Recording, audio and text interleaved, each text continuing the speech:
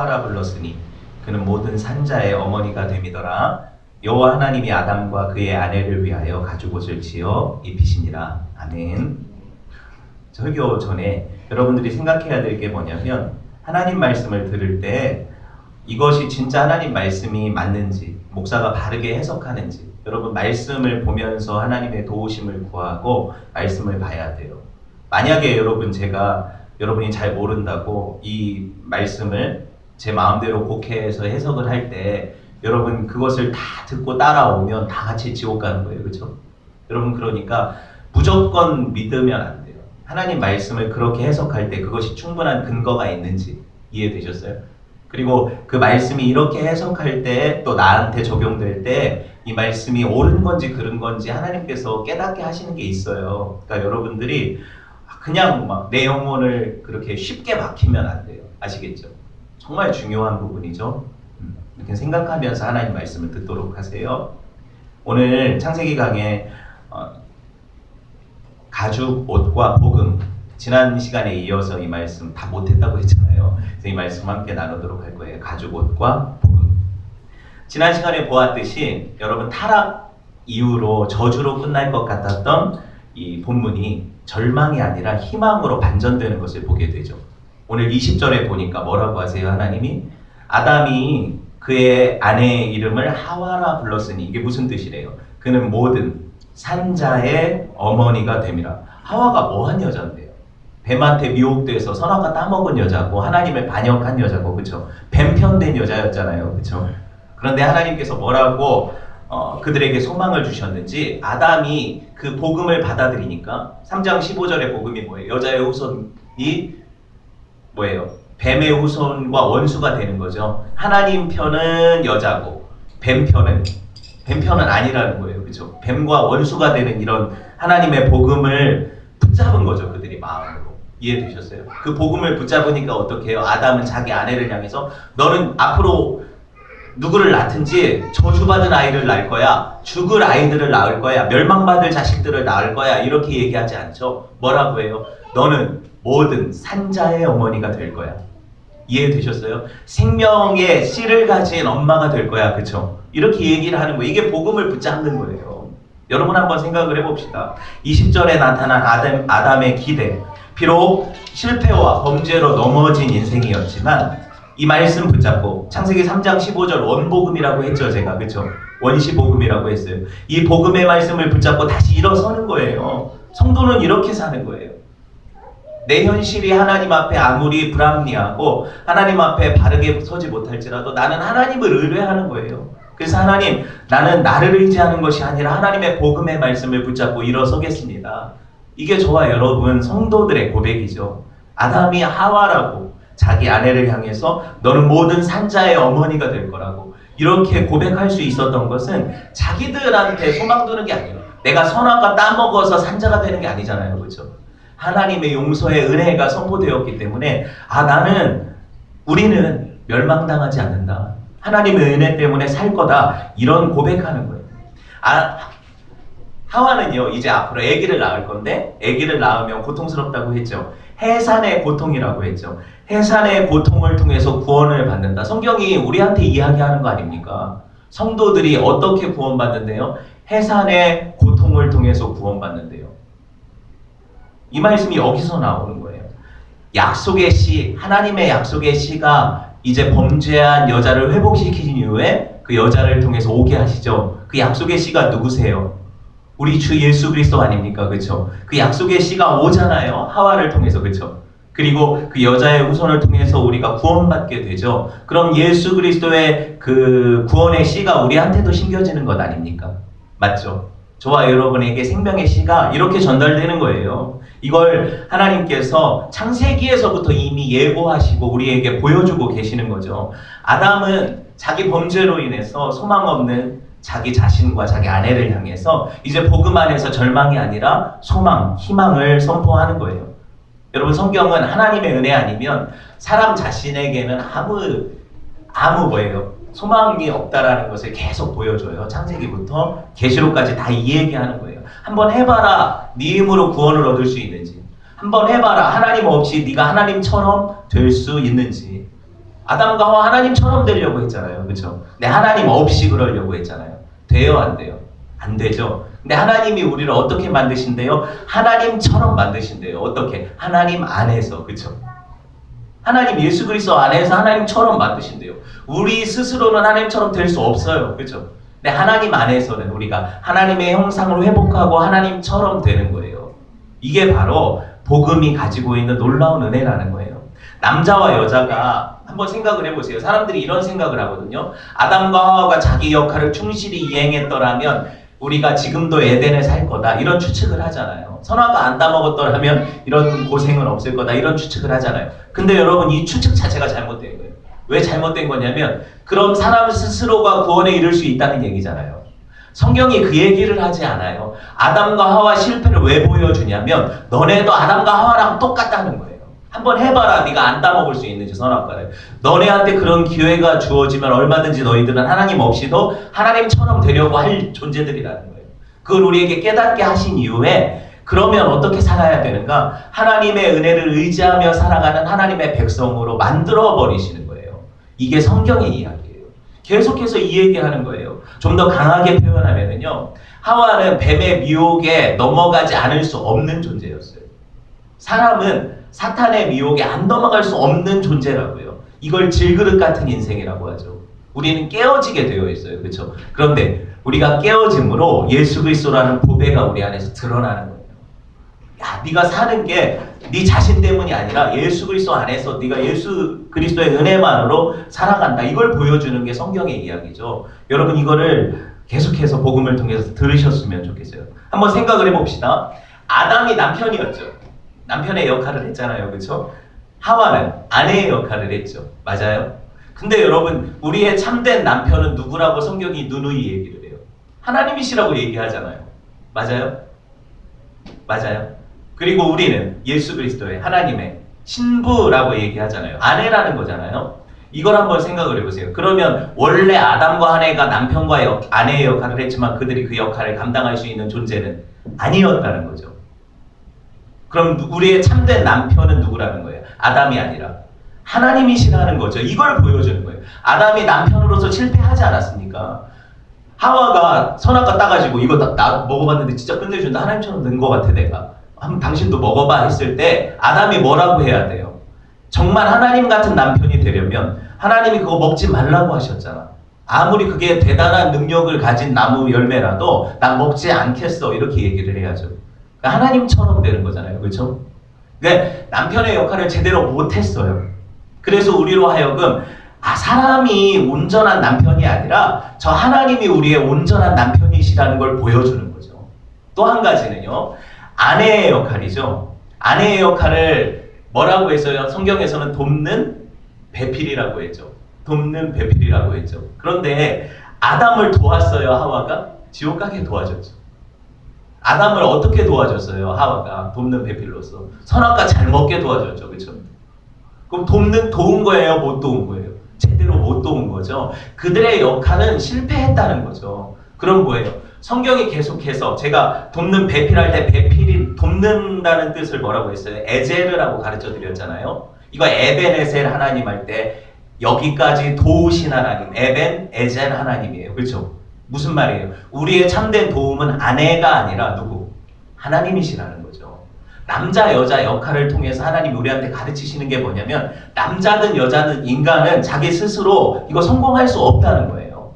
그럼 어떻게 해야 돼요? 하나님, 참된 남편이신 하나님을 바라보고 참된 아내의 역할을 감당하시는 돕는 배필이신 하나님을 의뢰할 때 사람이 정말 하나님 안에서 그 은혜 안에서 자라갈 수 있다는 거예요. 이 얘기하고 싶은 거예요, 성경이.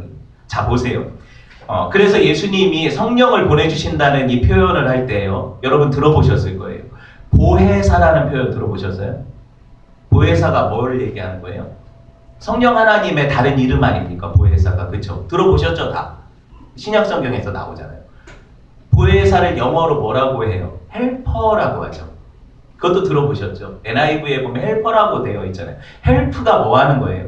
돕는 거잖아요. 우리의 보혜사가 누구라고요? 우리의 돕는 자가 누구라고요? 하나님이란 얘기잖아요. 그렇죠? 원래 창세기에서 왜 아내 하와의 역할을 너는 돕는 배필이라고 하셨을까? 근데 하와는 제대로 못 도왔죠. 그럴 때 우리한테 다시 선포하는 말씀이 너를 참되게 도와줄 이가 오신다는 거죠. 그게 누구예요? 성령 하나님이시라고 하잖아요. 우리 안에서 우리로 하여금 하나님 닮아가게 하고 죄를 이기게 하고 하나님 섬기게 하는 분이 누구예요? 나의 도움이신 나의 보혜사이신 성령 하나님이라는 거예요. 맞아요. 이게 성경의 이야기예요. 예수님을 향해서는 뭐라고 해요? 예수님이 원래 보혜사래요. 이거 어디 있냐? 요한복음 14장 16절 한번 찾아보세요. 요한복음 14장 16절. 끝나고 물어봅니다. 여러분 잘 들으세요.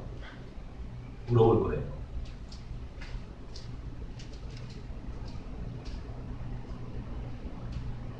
(16절) 읽어봅시다. 시작. 내가 아버지께 구하겠으니 그가 또 다른 보혜사를 너희에게 주사 영원토록 너희와 함께 있게 하시니. 여기서 또 다른 보혜사가 누구예요? 예수님이 보내실 성령 하나님이죠. 맞잖아요. 그러면 지금 얘기하시는 분은 누구예요? 예수님이죠. 또 다른 보혜사가 있다는 건 보혜사가 원래 있다는 거잖아요. 또 다른 보혜사가 성령이고 예수님 자신이 보혜사시라는 거예요. 헬퍼시라는 거예요. 그래서 내가 나 말고 또 다른 보혜사를 보내주겠다 이렇게 얘기하시는 거예요. 이해되셨죠? 성령 하나님이 우리의 도움이시고 예수님이 원래 우리의 도움이시죠. 이렇게 이해를 하셔야 성경이 보여지는 거예요. 여러분 보세요. 보혜사라는 게 파라클레이토스라는 헬라어거든요. 파라는 옆이라는 거예요. 파라처치라고 하죠. 그 선교단체를. 왜 파라처치라고? 옆에, 교회 옆에 있으니까 파라처치라고 부르는 거예요. 파라클레이토스는 옆에서 돕는 분이라는 뜻이에요. 그게 무슨 뜻이라고요? 성령이라고요. 그러니까 옆에서 돕는 분은 성령이세요.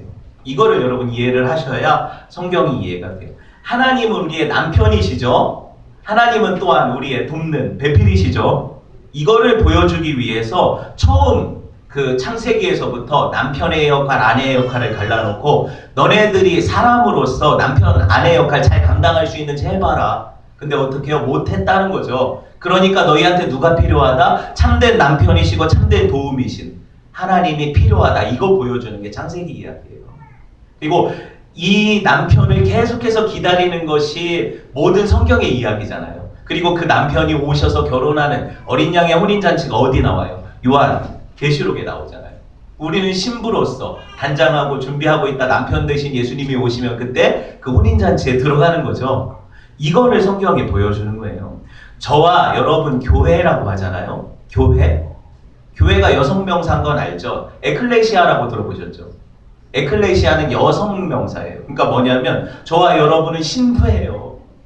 남자들 여기 앉아 있으니까 내가 왜 그 젠더에 대한 그 의식이 있으니까 내가 남자인데 내가 메일인데 왜 나보고 여자라고 하고 신부라고 하는가 기분 나빠하실 필요가 없어요. 우리 모두는 그리스도의 신부죠. 이렇게 보면 돼요. 남자든 여자든. 여러분 이 말씀이 이해가 돼야 여자는 교회에서 잠잠하라 이런 말들이 있잖아요. 고린도 말씀. 이런 말씀들이 이해가 돼요. 왜 여자가 잠잠해야 되는가? 뭐 여자는 앞에서 설교하면 안 되냐? 이런 얘기가 아니거든요. 근데 이걸 오해하잖아요. 이 얘기가 무슨 얘기인지 아세요? 여자가 아담의 하나님 말씀을 듣지 않고 뱀의 꼬임에 넘어가서 미혹했죠. 그런 여자의 말을 하지 말라는 거예요. 그래서 굳게 서서 사내답게 강건하라 그러죠. 왜 남자다우라고 해요? 여기 여자 성도들도 있는데 이게 무슨 말이냐면 남편의 역할이 뭐예요? 하나님의 역할처럼 그 말씀 붙잡고 승리하라는 거예요. 이렇게 이해를 하셔야 이 말씀 전체가 이해가 돼요. 자, 이렇게 여기까지 보시고요. 그러면 진짜 그런가? 하나님이 우리의 남편이라고 묘사된 구절 많잖아요. 여러분 뭐 몇 가지만 찾아볼까요? 이사야 54장 5절 한번 보세요. 진짜 그런지 한번 살펴보는 거예요. 이사야 54장 5절 한번 먼저 찾으신 분 읽어보세요. 이는 너를 지으신 이가 내 남편이시라. 그의 이름은 만군의 여호와시며 내 구속자는 이스라엘의 거룩한 이시라. 그는 온 땅의 하나님이라 일컬음을 받으실 것이라. 봐요. 너를 지으신 이는 뭐래요? 네 남편이라고 하잖아요. 그분이 누구래요? 만군의 여호와시라고 하잖아요. 얼마나 확실한 말이에요. 하나님 우리 남편이에요. 그죠? 자, 예레미야 3장 14절. 누가 찾아보세요. 예레미야 3장 14절.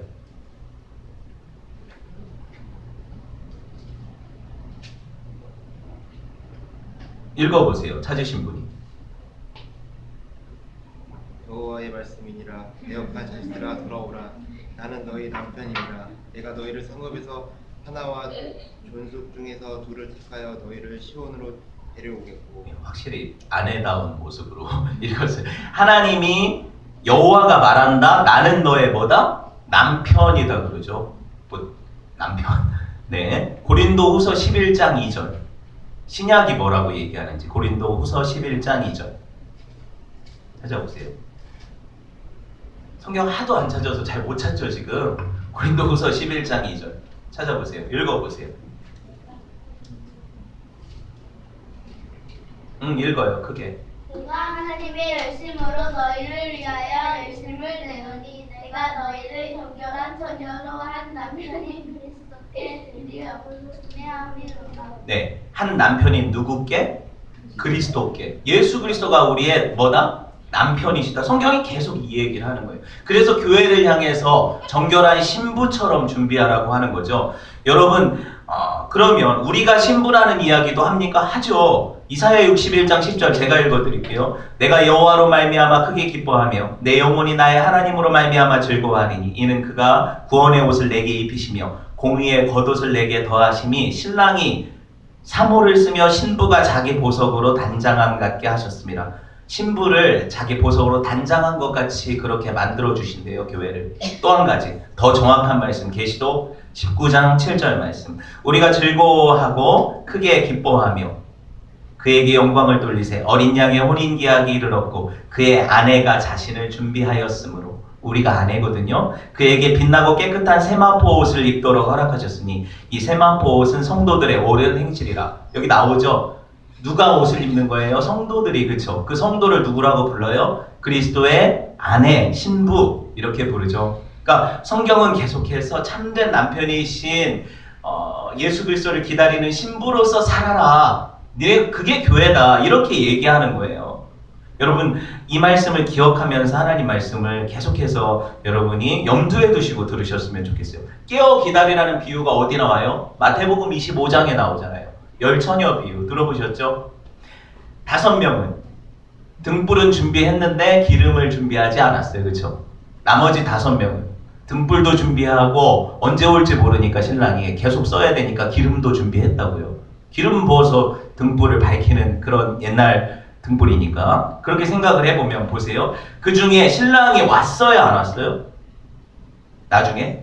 오잖아요. 여러분 이게 참 아이러니한데 여러분 한번 생각을 해봅시다. 우리 상황을 해석하는 포인트가 여기 있어요.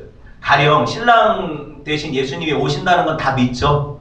다 믿는데 우리가 왜 힘든 거예요? 빨리 안 오시니까. 가령 다음 주에 오신다고 하면 누가 신앙생활 안 하겠냐고요. 여기서. 다다음 주에 오신다고 날짜 정해지면 누가 교회에서 예배 안 드리겠냐고요. 다 회개하고 돌아오겠죠. 그렇죠? 근데 문제는 뭐예요? 언제 오실지 모르는 게 기다리는 거예요. 모르는데 기다리는 거예요. 이게 힘들다는 거예요. 그래서 1, 2년 신앙생활 하다 예수님 오시는 게 아니어서 이 신앙생활이 쉽지 않아요. 그렇죠? 그런데도 나는 어떻게 이 세상에서 살아가면서도 정결한 신부로 나를 지켜가야 돼요. 그렇죠? 이게 신앙생활이거든요. 그러니까 10년, 20년, 30년 되게 오래 신앙생활 했는데 아직도 안 오셔요. 그러니 우리가 힘들죠. 세상 사람들은 이 세상이 전부인 것처럼 사니까 신부처럼 자기를 단장하거나 예수님 기다리는 삶을 살지 않으니까 너무 이 세상에서 누리고 편하고 쾌락을 추구하며 다 살잖아요. 그렇죠?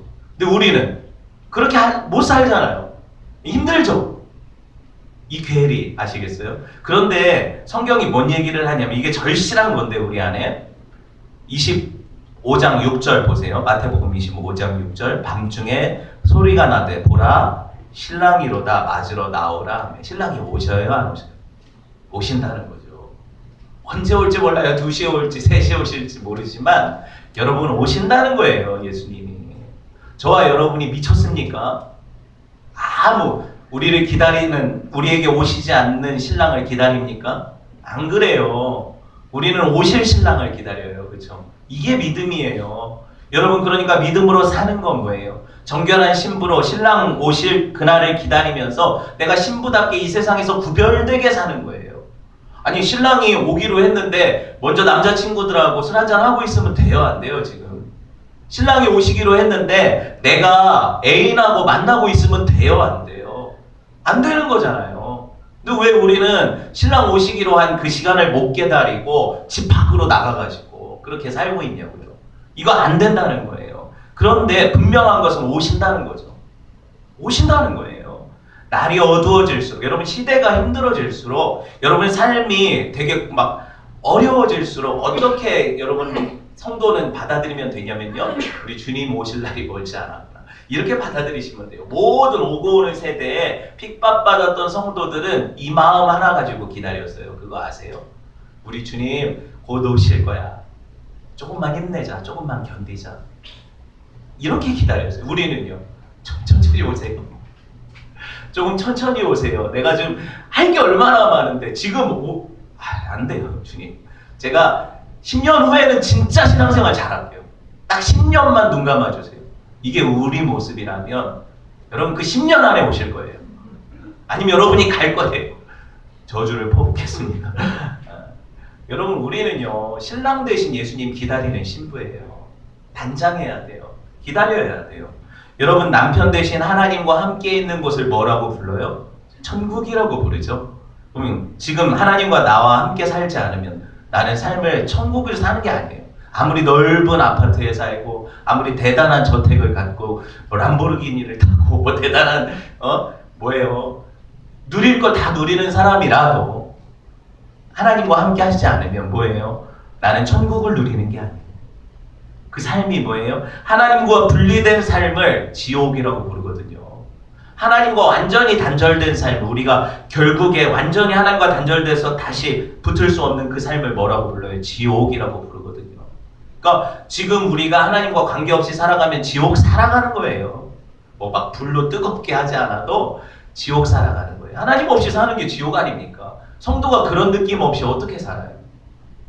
여러분 그렇게 신랑 되신 예수님을 기다리는 게 신부예요. 에덴에서 신랑과 신부의 역할을 맡겨줬지만 그들은 제대로 못했죠. 못했다고 얘기했어요. 신랑 대신 하나님의 명령에 순종하는 신부로서의 삶을 아담과 하와는 살지 못했다는 거죠. 그 얘기잖아요. 그런데 그들 안에 소망이 없기 때문에 하나님께서 그들에게 소망을 주시려고 오시는 거예요. 그러니 남편이 얼마나 관대합니까? 호세아서도 그 얘기 하잖아요. 바람난 아내한테 가가지고 데려오래. 데리고 살으래요. 여러 남자 만나서 계속 바람 피우는데 그 아내를 데려다가 또 살으래요. 그러니까 호세아가 모르게 나는 선지자고 나는 제사장 집안 사람인데 어떻게 저렇게 불결한 여자랑 계속 살 수 있습니까? 나 죽겠습니다. 하나님 그랬더니 하나님 뭐라고 해요? 힘들지? 그게 내 마음이야. 니네가 한두 번 나 떠났냐? 내가 네 남편인데 니네가 얼마나 우상숭배하고 바알에게 무릎 꿇고 그거 내 남편이라고 그거 내 남편이라고 돈이 내 남편이라고 명예가 내 남편이라고 얼마나 쫓아다녔냐. 근데 나는 너를 또 불러와서 데리고 산다. 나는 너를 또 데리고 와서 데리고 산다. 그쵸? 너는 그거 몇 번 하고 힘드냐? 나는 지금까지도 너희들을 찾아오는 하나님이다. 남편이다. 이렇게 얘기하시는 거예요. 여러분 하나님이 하시지 않은 일을 우리한테 시키지 않으세요. 하나님이 사랑하시니까 우리 보고 사랑하라 하시는 거예요. 그렇죠? 하나님의 사랑이 어디서 드러났어요? 예수 그리스도의 십자가에서 드러났잖아요. 이 얘기 하려고 했죠. 가지고 얘기 이제 나오잖아요. 여러분 보세요. 인간이 하나님께 범죄해서 타락했잖아요. 타락하고 나서 맨 처음 만든 창작물이 뭐예요? 옷이에요. 뭘로 만들었어요? 무화과 나무 잎이 마르고 그건 말라요. 그렇죠? 무화과 나무 잎으로 치부만 가렸는데 그거 말라요 안 말라요? 당연히 마르죠. 그러니까 인간 스스로는 자기의 죄를, 자기의 타락상을 가릴 수 있다 없다? 없단 얘기잖아요. 근데 하나님이 도깨비 반스를 만들어주시잖아요. 뭐예요? 가죽옷을 지어 입히시잖아요. 이 얘기잖아요. 자기 스스로 가릴 수 없는 것을 누가 가려주세요? 하나님이 가려주시죠. 이게 복음 아닙니까? 가죽옷을 입혀주시잖아요. 그 범죄한 인간들한테 친히 손수 만드셔서. 여러분 그 가죽옷이 어디서 나온 거예요? 가죽은 어디서 구해요 여러분? 동물이잖아요. 동물이 희생돼야 되잖아요.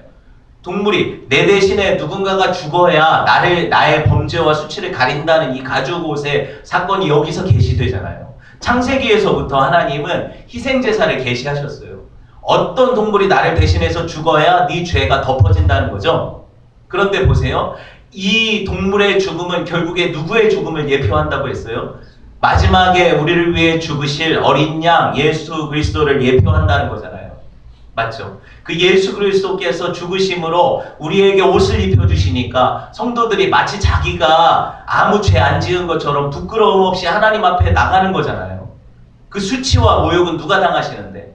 예수 그리스도께서 당하셨잖아요. 자 보세요. 아담과 하와가 빨개 벗었어요. 서로 빨개 벗었어도 안 부끄러운 상태였는데 빨개 벗은 것이 부끄러운 죄와 타락의 상태로 들어갔죠. 그래요. 그런데 그들의 수치를 가리시려고 옷 입혀주신 하나님은 정작 우리 죄를 대신해서 어디에? 십자가에서 옷 입고 돌아가셨어요? 빨개 벗고 돌아가셨어요. 그렇죠?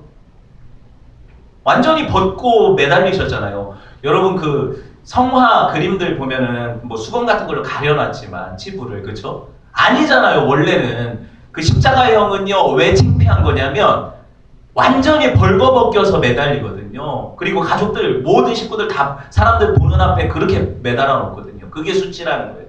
하나님은 우리의 수치를 가려주시려고 가죽옷을 입히시지만 정작 자기 자신은 우리를 위해서 벌거벗은 수치를 감당하시는 거죠.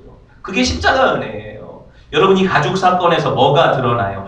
하나님께서 친히 만드신 옷을 입혀주신다. 이게 성경의 얘기잖아요. 그렇죠? 또 한 가지는 뭐예요? 가죽옷이 있다는 건 동물이 죽었다는 건데 그 가죽옷을 위해서 희생한 어떤 분이 계시다는 걸 계시하잖아요.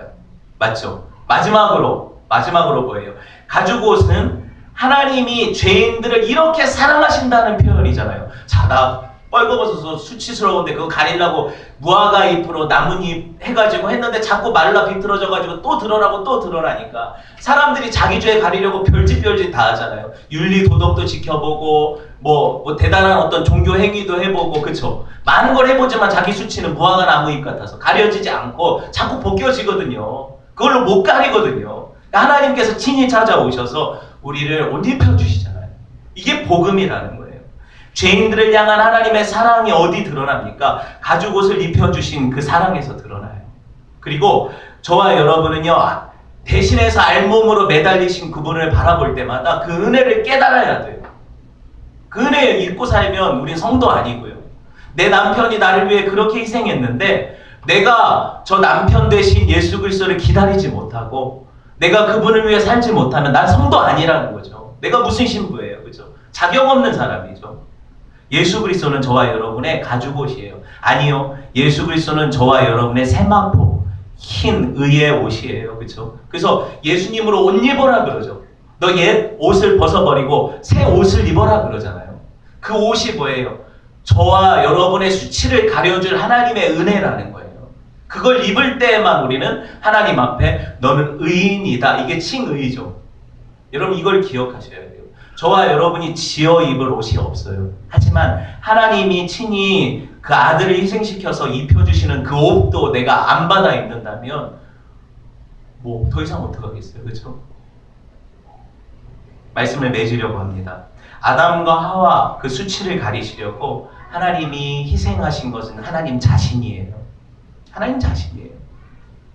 이것을 기억하면 내가 이렇게 오염된 세상에서 정말 죄와 타락 가운데에서 여전히 죄짓고 사는 것이 얼마나 남편 되신 예수님을 수치스럽게 만들고 계속해서 그분을 벌거벗게 만드는 그런 십자가에 다시 못 박게 만드는 그런 악한 행위인지를 깨달아야 돼요.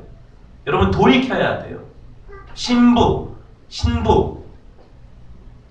내가 남편에게 내 자신을 첫날 밤에 또 아름답게 드릴 정결한 신부 되도록 하나님 앞에 예비하는 저와 여러분 되었으면 좋겠습니다. 우리 함께 이 말씀 가지고 기억하시면서 기도하실 때 여러분 마음 가운데 주신 말씀 따라 기도합시다.